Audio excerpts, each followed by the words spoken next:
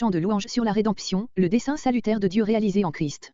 Signature, adresse et salutations apostoliques, 1, 2. Action de grâce à Dieu. Pour ses bénédictions spirituelles, pour l'élection de son peuple qu'il a adopté et rendu agréable en son Fils, 3 à 6. Pour la rédemption et pour la manifestation de ce mystère de miséricorde, 7 à 9. Pour la réalisation de ce mystère qui consiste à réunir toutes choses en Christ et pour la participation qu'il nous y a accordée, afin que nous puissions le glorifier, octobre 2012. Vous aussi, appelés par la parole de l'Évangile, vous avez reçu le sceau de l'Esprit, garant de l'héritage, jusqu'à la pleine délivrance du peuple de Dieu, 13, 14. Verset 1. Comparez Romains 1.1 et 1 Corinthiens 1.1, note. Saint est la désignation du caractère des chrétiens comme membres du peuple de Dieu, 1 Pierre 2.9, et de leur destination finale, Romains 1.7, Philippiens 1.1. Mais ils ne sont saints que parce qu'ils sont fidèles aux croyants et que, par leur foi, ils sont en Jésus-Christ, c'est-à-dire dans une communion vivante et sanctifiante avec lui, Colossiens 1.2. Verset 2. Comparez Romains 1.7, 1 Corinthiens 1.3, 2 Corinthiens 1.2 note. Verset 3. Bénir Dieu, c'est le louer, le glorifier dans un sentiment d'adoration, de reconnaissance, d'amour, 2 Corinthiens 1.3, 1 Pierre 1.3, comparez Romains 9.5. Le Dieu et Père de notre Seigneur Jésus-Christ désigne Dieu à la fois comme le Dieu et le Père de Jésus-Christ. Comme l'expression Dieu de Jésus-Christ n'est guère usitée dans le langage biblique, il serait conforme à l'esprit des auteurs sacrés de traduire « Béni soit Dieu, le Père de notre Seigneur ». Notre version, toutefois, est littérale et cette désignation se retrouve sous la plume de Paul, Éphésiens 1.17 et 2 Corinthiens 11.31, comparé 1 Corinthiens 15.24. Grec, dans les célestes, ce qui permet de suppléer, comme le font quelques traducteurs, entre autres Luther, bien céleste, en place de lieu céleste. Ce dernier terme est préférable, parce qu'il a pour lui le témoignage d'autres passages de notre épître où se trouve la même expression, Éphésiens 1.20, Éphésiens 2.6, Éphésiens 3.10, Éphésiens 6.12. L'apôtre indique par là l'origine de toutes ces bénédictions dont il rend grâce à Dieu, elles viennent du ciel, dont tous les trésors nous sont ouverts, elles nous mettent en communion avec le ciel et avec tous les esprits célestes qui contemplent la face de Dieu, comparé Éphésiens 2.6, elles nous sont enfin conservées dans le ciel, où nous les posséderons un jour avec plénitude, Matthieu 6.20, Colossiens 1.5, 2 Timothée 1.12, 1 Pierre 1.4. De là ce cri de reconnaissance et d'adoration par lequel Paul ouvre son épître, béni soit Dieu. Qu'on remarque ce contraste dans le même mot, béni soit Dieu, passif, en parole, c'est tout ce que peut l'homme. Qui nous a bénis, actifs, par des faits, des bénédictions qui sont des grâces immenses, qui sont spirituelles, parce qu'elles émanent de son esprit. Dans les paroles qui suivent, Éphésiens 1.4-14, l'apôtre énumère ces bénédictions éternelles dans un véritable chant de louange, où les pensées qui remplissent son cœur s'échappent avec une impétuosité telle, que ces divers versets forment une seule phrase qu'aucun repos n'interrompt, remarque qui s'applique également aux versets Éphésiens 1.15-23. Le motif de cette adoration, la grande pensée de toute cette épître, c'est que Dieu, selon le conseil éternel de sa miséricorde, a appelé les pauvres païens de leurs profondes ténèbres à sa merveilleuse lumière, à sa communion, à l'alliance de grâce, autrefois traitée avec son peuple. D'ordinaire Paul commence ses épîtres par des actions de grâce au sujet des bénédictions accordées aux églises particulières auxquelles il écrit, mais ici, dans cette lettre encyclique et pastorale qu'il adresse à diverses églises de ces vastes contrées païennes de l'Asie, son horizon s'étend et la pensée du salut éternel de Dieu en Jésus-Christ saisit son âme d'autant plus vivement. De là, ces hauteurs célestes où il s'élève d'entrée, de là, ce style qui, pressé de redire les immenses miséricordes de Dieu, surabonde et se précipite comme un torrent. Verset 4. À la base de toutes les bénédictions spirituelles qu'il va énumérer, l'apôtre voit l'élection venant de Dieu, dès avant la fondation du monde, Matthieu 25.34. Dès le commencement, 2 Thessaloniciens 2.13, bien avant la chute, Dieu avait arrêté dans sa grâce le dessein de cette élection, mais en lui, en Christ, Éphésiens 1.3, car Dieu n'a pu aimer le monde, qu'en celui qui, de tout temps, a concilié dans sa personne et dans son œuvre le contraste de la justice et de la grâce, comparé Romains 3.24-26, note.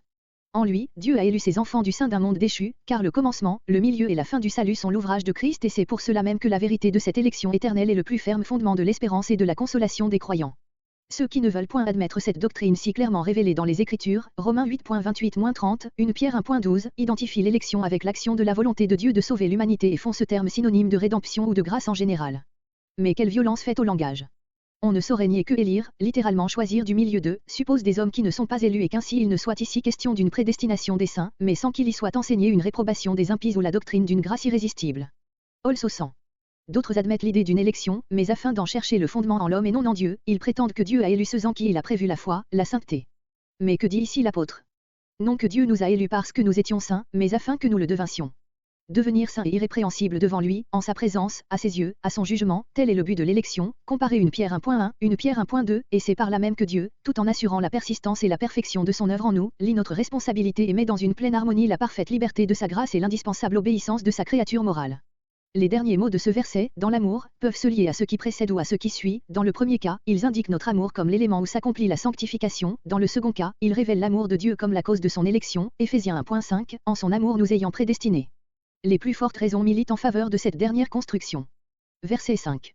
Grec, nous ayant déterminé d'avance pour l'adoption en vue de soi par Jésus-Christ, selon le bon plaisir, ou la bienveillance, de sa volonté, voir sur l'adoption Romains 8.15, Galates 4.5 et sur les mots prédestinés ou déterminés d'avance Romains 8.29. Non content d'avoir cherché en Dieu seul la cause unique de notre salut, l'apôtre ajoute, par Jésus-Christ, en qui seul nous devenons enfants de Dieu, et encore, selon le bon plaisir de sa volonté. Ces derniers mots n'expriment pas seulement l'amour de Dieu dans cet acte, car l'apôtre a déjà indiqué cette source première du salut, mais bien la souveraineté de sa volonté, Matthieu 11.26, Luc 10.21, à l'exclusion de tout motif qu'il aurait trouvé en l'homme pécheur. Verset 6. Il nous a rendus agréables, ou graciés, dans le bien-aimé, est une expression qui indique admirablement le rapport dans lequel Christ nous met avec Dieu, lui seul est le bien-aimé du Père, en lui Dieu nous rend sa grâce, en sorte qu'il nous voit en Christ avec le même amour qu'il a pour Christ lui-même. Et puisque tout cela vient de Dieu, il manifeste ainsi la louange de la gloire de sa grâce. Tel est le but qu'il se propose en nous et auquel nous devons concourir par toute notre existence dans le temps et dans l'éternité, comparer une Pierre 2.9. D'après une variante il faudrait traduire simplement, sa grâce qu'il nous a accordée en son bien-aimé. Verset 7. Comparer Colossiens 1.14. Après avoir cherché dans le conseil éternel de la miséricorde de Dieu la cause de la grâce, Éphésiens 1.4, Éphésiens 1.5, et indiqué son effet et son but, Éphésiens 1.6, l'apôtre nous apprend ici, en paroles fort claires, quel en a été le moyen efficace, le sang de Christ, c'est-à-dire sa mort expiatoire, son sacrifice.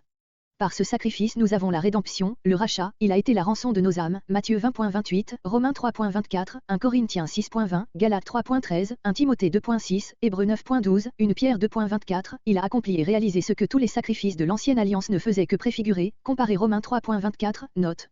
La rémission des péchés, grec, offense, chute, est le premier fruit de la rédemption par le sang de Christ, approprié personnellement à l'homme pécheur. Elle lui procure la réconciliation avec Dieu, la paix, elle lui rend l'accès à toute la richesse de la grâce divine. Cette rémission des péchés, accordée à celui qui se repent et qui croit en Jésus-Christ, doit se renouveler sans cesse dans le cours de la vie chrétienne, pour que les offenses involontaires de l'enfant de Dieu ne troublent pas sa communion et sa paix avec son Père céleste.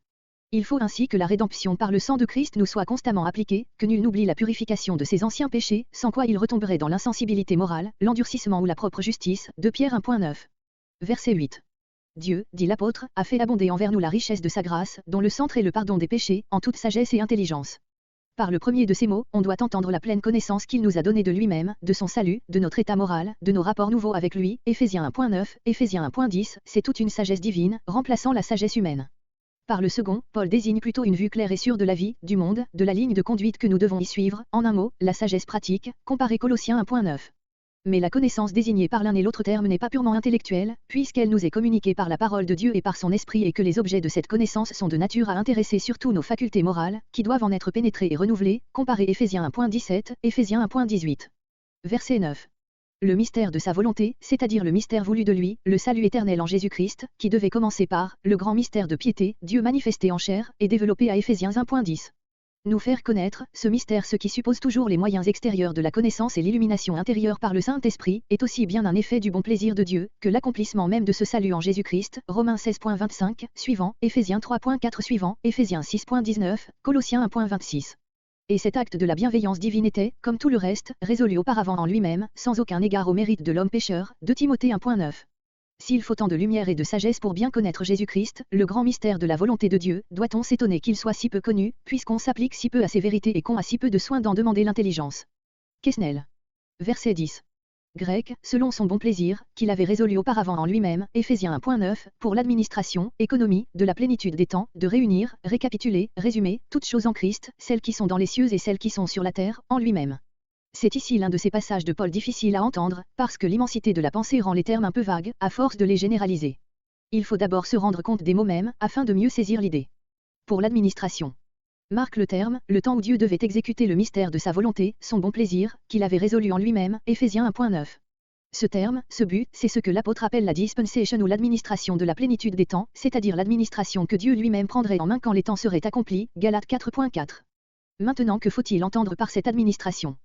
Originairement, ce terme, économie, signifie le gouvernement, la gestion d'une maison et des biens qui lui appartiennent, Luc 16.2. Paul emploie quelquefois ce mot en parlant de son propre ministère, de l'administration spirituelle qui lui a été confiée, Éphésiens 3.2, 1 Corinthiens 9.17, Colossiens 1.25. Il est l'économe, l'administrateur des mystères de Dieu, 1 Corinthiens 4.1, comparé 1.7, 1 Pierre 4.10. Ici, c'est à Dieu lui-même qu'est attribuée l'administration, parce qu'il s'agit des grands faits de la rédemption et de tous ses résultats jusqu'à la fin des siècles. Pour cette raison, les pères de l'Église grecque entendent par ce terme l'incarnation, le grand mystère de piété, évidemment désigné ci-dessus, Éphésiens 1.9, il faut compléter cette interprétation en y ajoutant toute l'œuvre de Christ. C'est par cette œuvre entière, en effet, que Dieu devait réunir toutes choses en Christ. Le verbe ici employé signifie récapituler, ou résumer sous un seul chef. Un passage tout à fait parallèle de l'Épître aux Colossiens, Colossiens 1.20, jette beaucoup de lumière sur la pensée de l'apôtre, et de réconcilier toutes choses avec lui, ayant fait la paix par le sang de la croix. Tels sont le but et le moyen. Mais il reste la question la plus controversée à laquelle ces paroles aient donné lieu, qu'est-ce que ces toutes choses, tant celles qui sont au ciel, que celles qui sont sur la terre et qui doivent être réunies en Christ. Ces termes sont tellement universels, qu'ils font d'abord penser à la création tout entière, le neutre pluriel, tapanta, ne pouvant pas même se restreindre aux créatures intelligentes. Cette idée n'est point étrangère aux enseignements de l'Écriture, Romains 8.19, suivant, Apocalypse 21.1. Tout doit être renouvelé et restauré en Christ et ce sens se retrouve même dans le verbe composé que nous traduisons ici par réunir ou récapituler. Ensuite, comme il est évident que ce qui est sur la terre comprend avant tout les hommes pécheurs, de même ce qui est dans les cieux doit comprendre aussi en premier lieu, soit les esprits des justes parvenus à la perfection, soit les intelligences célestes, les anges de Dieu. Mais quelle part les anges ont-ils en Christ? D'abord, il est leur chef aussi bien que celui de ses rachetés, Éphésiens 1.20, Éphésiens 1.21, puis, quoiqu'ils n'eussent pas besoin de la rédemption qu'il a accomplie, ils y participent dans ce sens que, toute la famille de Dieu au ciel et sur la terre, Éphésiens 3.15, formant un ensemble plein d'harmonie et d'amour, tous les membres du corps souffrent lorsque quelques-uns souffrent et tous prennent part à la guérison de ceux qui étaient malades, au recouvrement de ceux qui étaient perdus. Éphésiens 3.10, Luc 15.7, Luc 15.10, 1 Pierre 1.12, Hébreux 2.14, Hébreux 12.22, Apocalypse 19.10. Aussi les chants de l'armée céleste furent-ils les premiers à célébrer la naissance du Sauveur, Luc 2.13, Luc 2.14. La rédemption en Christ embrasse donc le ciel et la terre, rapprochés, réconciliés par le rétablissement d'une vie nouvelle, d'un royaume spirituel et éternel. C'est ainsi que, dans un royaume troublé par la révolte d'une province, tout le pays participe à la réconciliation des rebelles, puisqu'il en recueille le repos, la prospérité et que tous s'unissent dès lors par le lien d'une même fidélité et d'un même amour pour leur prince. La pensée de Paul nous conduit elle plus loin encore. Faut-il suivre ceux qui voient dans ces paroles le rétablissement universel, le salut final, non seulement de tous les hommes, mais des anges déchus et de Satan lui-même, qui serait compris dans les choses qui sont dans les cieux. Comparez Éphésiens 6.12. À la rigueur, il faut le reconnaître, les termes dont Paul se sert ici peuvent s'étendre jusque-là, mais le passage parallèle déjà cité, Colossiens 1.20, nous ramène au grand moyen de l'œuvre de Christ, au sang de la croix et l'Écriture nous autorise telle à en étendre l'efficace jusqu'aux anges déchus et à affirmer que tous les hommes voudront ou pourront se repentir un jour pour venir épuiser la réconciliation. Certaines déclarations de la parole de Dieu semblent témoigner, hélas, du contraire. N'oublions pas cependant que toute domination doit enfin appartenir au roi de gloire, et que le jour doit venir où Dieu sera tout en tout, 1 Corinthiens 15.28. Verset 11. En lui complète la grande pensée de Éphésiens 1.10, en Christ aura lieu la récapitulation de toutes choses. Puis Paul ajoute une pensée nouvelle qui explique la participation des croyants à cette grande œuvre de Dieu. Les termes de cette pensée peuvent s'entendre de deux manières, en qui nous sommes devenus son lot, son héritage, ou bien, en qui nous avons obtenu le lot, l'héritage. Dans le dernier cas, ces mots font allusion au lot que reçurent les Israélites, par le sort, dans le partage du pays de Canaan, image de l'héritage céleste du racheté de Christ, dans le premier sens, au contraire, c'est le peuple de Dieu lui-même qui est considéré comme l'héritage, la propriété de l'Éternel, Deutéronome 9.26-29, Deutéronome 32.9. Les versets Éphésiens 1.14, Éphésiens 1.18 ci-dessous et surtout Colossiens 1.12, où revient la même pensée, doit faire préférer le second sens, c'est-à-dire l'idée de la part échue aux croyants, une variante, appuyée par de très fortes autorités, mais non préférable pourtant au texte reçu, porte, en qui nous avons été appelés. Dans le reste du verset, l'apôtre insiste encore sur la pensée que le chrétien n'a part à l'héritage que par un effet de la libre grâce de Dieu. Et cette participation est expliquée par une double action divine et souveraine, l'une qui s'accomplit en Dieu même et par laquelle nous sommes prédestinés selon le dessein arrêté de Dieu, l'autre qui s'accomplit dans les croyants, dans lesquels c'est Dieu encore qui opère avec efficace, grec, émoticône sourire, la foi, la conversion, toutes les choses qui concernent le salut et la vie chrétienne, selon le conseil de sa volonté, Éphésiens 1.4-5, Éphésiens 1.7-8. Verset 12. L'apôtre revient pour la seconde fois, comparé Éphésiens 1.6, à l'importante pensée que le but de l'élection des croyants est qu'ils servent à manifester la gloire de Dieu, ses perfections, sa miséricorde, sa sainteté, son amour. On ne saurait trop souvent remettre cette sainte obligation sur la conscience des chrétiens. Dans les derniers mots du verset, Paul désigne les Juifs, nous, qui ont déjà espéré en Christ auparavant, d'après les promesses de Dieu, puis, à Éphésiens 1.13, il s'adresse aux païens convertis, vous, qui ont reçu aussi en leur temps, l'esprit de la promesse, les uns et les autres ont part à l'héritage, Éphésiens 1.11, afin qu'ils glorifient Dieu. Il revient souvent dans cet épître à ce parallèle entre ces deux catégories de croyants, Éphésiens 2.13 suivant, Éphésiens 1.17 suivant. D'autres interprètes refusent de voir dans ces mots, nous, vous, un contraste établi entre les Juifs et les païens et ils traduisent, nous qui avons espéré d'avance en Christ, c'est-à-dire pour le jour de sa venue, où nous le glorifierons. Cette opinion peut se soutenir, mais elle est moins conforme à l'ensemble du texte. Verset 13. Telle est la part des païens convertis, vous aussi. Ils y ont été amenés par la parole de la vérité. Parole divine, vérité divine, moyen tout-puissant de l'action de Dieu sur les âmes. Et l'apôtre identifie cette parole avec l'évangile du salut, cette bonne nouvelle qui renferme toutes les bénédictions spirituelles, tous les dons de la grâce gratuite de Dieu, dont l'apôtre a parlé jusqu'ici. Grec, en qui aussi ayant cru, les uns rapportent ce relatif à Christ, les autres à l'évangile. Par la foi le chrétien reçoit l'esprit de la promesse, c'est-à-dire qui avait été promis, qui régénère et qui est le sceau de Dieu posé sur cette âme devenue sa propriété, 2 Corinthiens 1.22. On peut voir dans ce verset quels sont, pour le croyant, les deux fondements divins et inébranlables de son assurance du salut, les signes de son élection. D'une part, la parole de la vérité, l'évangile du salut, le témoignage de Dieu, d'autre part, le sceau intérieur de l'Esprit de Dieu, rendant témoignage à notre esprit que nous sommes enfants de Dieu, Romains 8.16. Toute assurance qui ne repose pas sur ces deux témoignages divins inséparables, n'est qu'une trompeuse illusion. On peut relever de même quelle est l'œuvre entière du salut d'une âme, l'élection éternelle de Dieu le Père, Éphésiens 1.4, Éphésiens 1.11, le rachat par le sang de Christ, Éphésiens 1.7, le sceau et la sanctification de l'Esprit, Éphésiens 1.13. Toute l'écriture est remplie de cette profonde révélation du Dieu trois fois saint, mais ceux-là seuls la reçoivent qui font de ce salut une expérience vivante, car ce mystère est inaccessible à la spéculation. Verset 14. Grec, la rédemption, ou délivrance, de la propriété acquise, c'est-à-dire le peuple de Dieu qui lui appartient en propre, parce que Christ l'a racheté, Ésaïe 43.21, Ésaïe 2.14, 1 Pierre 2.9. Jusqu'à l'entière délivrance de ce peuple acquis, jusqu'à ce qu'il parvienne à la perfection, il a pour gage assuré, l'Esprit Saint, comparé 2 Corinthiens 1.22, note. C'est cet Esprit Saint qui met Dieu en possession de l'homme en cette vie et qui doit mettre l'homme en possession de Dieu dans la vie future, qui ébauche ici-bas les traits par lesquels les enfants sont rendus semblables à leur Père Céleste et qui finira ce portrait dans sa gloire, qui commence ici leur délivrance de l'amour servile des créatures et qui l'achèvera en les consommant dans l'amour et dans l'unité du Créateur. Ce n'est pas sans raison que saint Paul nous annonce pour la troisième fois, Éphésiens 1.6, Éphésiens 1.12, Éphésiens 1.14, que Dieu est jaloux de sa gloire. Gardons-nous bien de la lui disputer, ou de ne la lui pas donner tout entière. Quesnel. Verset 15. Ayant appris votre foi et votre charité, j'en bénis Dieu constamment et je prie pour vous avec amour. 15, 16.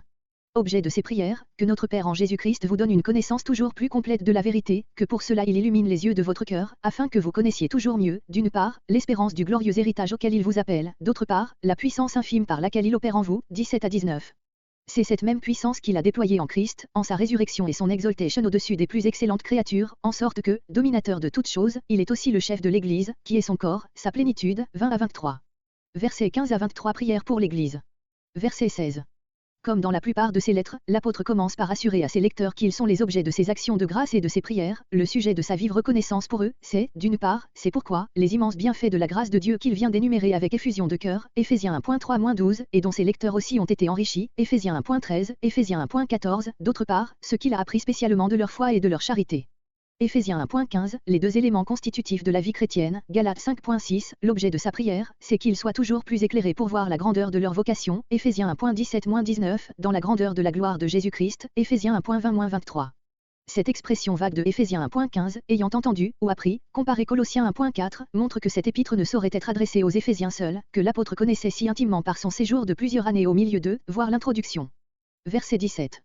Le Dieu de notre Seigneur Jésus-Christ, le Dieu qui l'a envoyé, ressuscité, glorifié et qui reste éternellement son Dieu, 1 Corinthiens 3.23, 1 Corinthiens 15.28, comparé ci-dessus Éphésiens 1.3, est le seul vrai Dieu, le seul qui puisse être notre Dieu, Jean 20.17 note, il est en même temps le Père de gloire, celui qui possède la plénitude de toutes les perfections infinies, acte 7.2, et qui est pourtant uni à nous par le lien le plus intime, nous, ses enfants, nous pouvons tout lui demander dans nos prières, comme le fait ici l'apôtre. L'apôtre sait que ceux à qui il parle sont déjà scellés du Saint-Esprit, Éphésiens 1.13, et il demande que Dieu leur donne aussi un esprit qui pouvait manquer encore à plusieurs d'entre eux et dans lequel tout chrétien doit faire de continuels progrès, un esprit de sagesse et de révélation. Plusieurs interprètes pensent que l'apôtre désigne par ces mots le Saint-Esprit lui-même en le nommant d'après la nature de ses opérations et de ses dons, Jean 14.16-17, Jean 15.26, Jean 16.13, Romains 8.2, Romains 8.15, 1 Pierre 4.14. Ici il serait appelé l'esprit de sagesse, expression à peu près synonyme de l'esprit de vérité, parce qu'il est la plénitude de la lumière divine. Et, en tant qu'il manifeste dans le cœur des fidèles ces trésors de vérité, l'apôtre le nommerait l'esprit de révélation produisant la connaissance de Dieu, de ses perfections, de ses œuvres, Colossiens 1.9. On peut objecter à cette explication que dans l'original le mot esprit n'est pas précédé de l'article. Que l'apôtre prie pour ses lecteurs parce qu'il les sait scellés du Saint-Esprit, il n'a donc plus à le demander pour eux. Que les premiers mots de Éphésiens 1.18 où Paul demande que ses lecteurs aient les yeux de leur cœur éclairés, montrent que par cet esprit de sagesse et de révélation, il entend les dispositions produites en eux par l'Esprit Saint. Verset 18. Ces premiers mots doivent être intimement liés avec ceux qui précèdent, car ils sont encore l'objet du verbe qu'il vous donne, Éphésiens 1.17, en sorte que la construction et le sens littéral peuvent se rendre ainsi, qu'il vous donne un esprit de sagesse et de révélation, les yeux de votre cœur éclairés pour que vous sachiez. Il faut, en effet, que Dieu nous donne des yeux éclairés, grec, illuminés, pour voir sa sagesse et pour connaître l'espérance de notre vocation, car nos yeux sont par nature obscurcis de ténèbres, Éphésiens 4.18. Au lieu du mot esprit, ou entendement ou pensée, du texte reçu, il faut rétablir ici la variante qui porte votre cœur, que les yeux de votre cœur soient éclairés. Le cœur, d'après l'Écriture, est le siège des affections morales, de lui, procèdent les sources de la vie, dans tous les sens du mot, Proverbe 4.23, c'est pourquoi on le trouve souvent placé dans des rapports où, selon nos idées reçues, on aurait plutôt attendu une expression qui désignât nos facultés intellectuelles. Ainsi Matthieu 13.15, Romains 1.21, 2 Corinthiens 4.6 et fréquemment ailleurs. Verset 20. Deux choses également merveilleuses s'offrent à la vue de ceux qui ont les yeux de leur cœur éclairés par le Saint-Esprit. L'espérance des glorieuses richesses de l'héritage que Dieu réserve aux saints, Éphésiens 1.18, cette espérance est désignée ici d'abord, par sa cause efficiente, la vocation, qui a lieu par la prédication de l'Évangile, ensuite, par son objet qui est l'héritage, dont Paul ne saurait donner l'idée complète, malgré la magnificence des termes qu'il emploie. L'expérience de la puissance infinie que Dieu a déployée pour les amener à la foi et pour les renouveler par cette foi, Éphésiens 1.19. Cette puissance est telle, que l'apôtre la compare à celle qu'il a fallu pour ramener le Sauveur d'entre les morts et le faire asseoir à la droite de la majesté divine, Éphésiens 1.20. Ou plutôt, ce n'est point là une comparaison, mais une profonde réalité, la puissance divine de résurrection et de vie par laquelle Jésus-Christ est sorti du tombeau, est la même qui tire un pécheur de la mort spirituelle en le faisant demeurer dans une communion vivante avec Jésus et qui, au dernier jour, lui assurera la vie et la perfection éternelle. Dans tous ces sens, Christ est pour nous la résurrection et la vie, comparé Romains 8.11, note. Cette profonde vérité est pour l'apôtre tellement évidente, qu'en parlant en termes accumulés de cette puissance infinie de Dieu envers nous, dont nous sommes les objets, pour nous amener à croire, Éphésiens 1.19, il passe sans transition au déploiement de cette même puissance dans la résurrection de Christ. Ces deux actes de la puissance divine, ces deux grandes manifestations de la vie divine sont identiques dans l'expérience du chrétien, comparé Éphésiens 2.6. Ceux donc qui ne voient dans la résurrection de Jésus-Christ que le garant extérieur de la nôtre, restent à la superficie du sujet, et ceux qui n'y voient qu'un fait historique sans importance, n'ont absolument rien compris du christianisme. Fait asseoir à sa droite, expression figurée, empruntée aux usages des rois de la terre et qui indique la toute-puissance divine donnée au Fils de Dieu après son triomphe, Matthieu 28.18, comparé Psaume 110.1, Matthieu 20.21. Verset 22. Que tous ces titres de dignité empruntés au pouvoir d'ici-bas désignent des ordres divers parmi les intelligences célestes, que nous devions entendre par là seulement les anges restés purs, ou les anges déchus, également assujettis à la puissance du Christ, que ces noms puissent s'appliquer à des pouvoirs de la terre ou uniquement à des êtres célestes, Philippiens 2.9-11 et surtout Colossiens 1.16-20, note, quelque idée qu'on se fasse sur ces questions, la grande pensée de l'apôtre doit ici arrêter toute l'attention et cette pensée, c'est que Christ est élevé au-dessus de tout ce qui est créé, de quelque nom qu'on le nomme, Philippiens 2.9, soit dans le temps, soit dans l'éternité, Dieu a mis toutes choses sous ses pieds. Psaume 8.7, 1 Corinthiens 15.27. Tel est l'objet de la contemplation du chrétien, le fondement de son espérance, la source de sa force, car ce vainqueur tout-puissant est son sauveur. Grec, et il l'a donné pour chef sur toute chose à l'Église. Donner signifie, par hébraïsme, établi, institué, Éphésiens 4.11, comparé avec 1 Corinthiens 12.28, mais ce mot peut très bien aussi retenir son sens ordinaire, Jean 3.16. Dominateur sur tout l'univers, Éphésiens 1.21, Éphésiens 1.22, Christ est, dans un sens spécial, donné pour chef suprême à l'Église, voir la note suivante. Verset 23.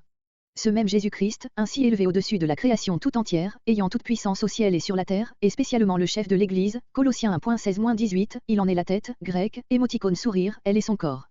Cette image, si admirable de justesse et de profondeur, à la fois si facile à saisir et mystérieuse revient souvent sous la plume de Paul, Romains 12.5, 1 Corinthiens 6.15, 1 Corinthiens 10.16-17, 1 Corinthiens 12.12, 1 Corinthiens 12.13, 1 Corinthiens 12.27, Colossiens 1.18, Colossiens 1.22, Colossiens 1.24.